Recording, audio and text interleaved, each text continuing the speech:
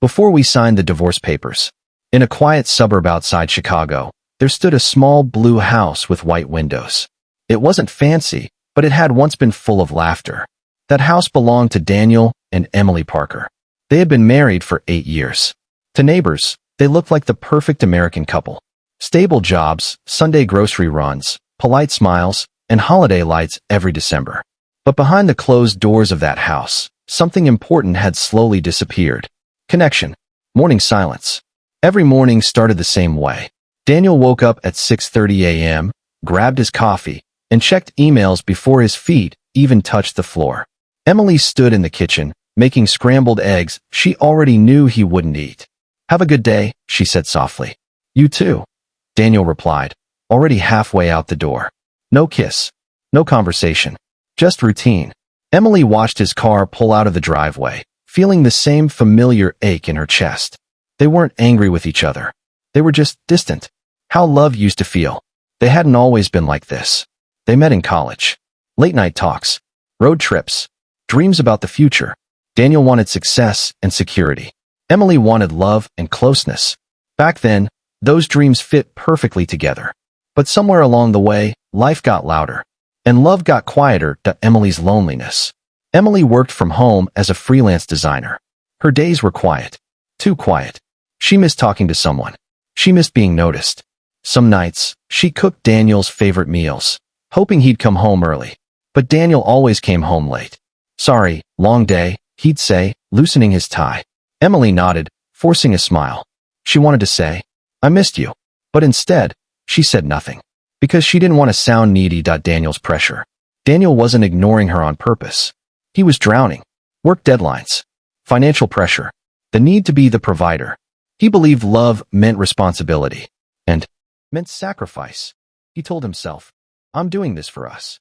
But he never asked Emily what she needed. The question that changed everything. One Friday night, Emily finally broke. Daniel was on his laptop again, typing emails.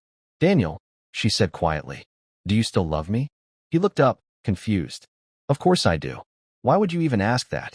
"Because I feel alone," she said. "Even when you're right here." Daniel sighed. "I'm exhausted, Emily. I work all day for this family. But I don't feel like your family anymore," she replied. Silence filled the room. That was the night they stopped pretending everything was okay. Growing distance. After that conversation, things changed. They argued more. Or worse. They stopped talking at all. Emily felt unseen. Daniel felt unappreciated. Every conversation turned into blame. "You're never home. You don't understand my stress. You don't listen. You're always unhappy." Both were hurting. Both were lonely. Neither knew how to fix it. The word no one wanted. One argument went too far. "I don't think this marriage is working anymore," Daniel said angrily. "Maybe we should get divorced." The word divorced hung in the air. Emily didn't cry. She just stared at him and said, "If that's how you feel, then okay." Daniel didn't expect her to agree. But his pride wouldn't let him take it back, living like strangers. They stopped sharing a bedroom. They stopped sharing meals. Emily started packing small boxes quietly. Daniel pretended everything was fine. But the house felt empty. Cold. Divorce papers arrived a few weeks later. Daniel signed without hesitation. Emily held the pen for a long time before signing. 8 years. Gone. Daniel's realization. After Emily moved out, Daniel had the house to himself. At first, it felt peaceful. Then it felt lonely. No warm dinners. No gentle reminders. No one asking how his day was. One night, he found an old photo. Emily, laughing on a road trip. He sat down and felt something he hadn't felt in years. Regret. He realized too late. He had been successful at work, but absent at home. Emily's healing. Emily moved into a small apartment downtown. She cried for weeks. But slowly, she started rebuilding herself. She joined an art class. She made new friends. She learned how to be alone without feeling lonely. She still loved Daniel. But she finally loved herself enough to let go. The final day. On the day of the final divorce hearing, they met again. Emily looked calm, confident.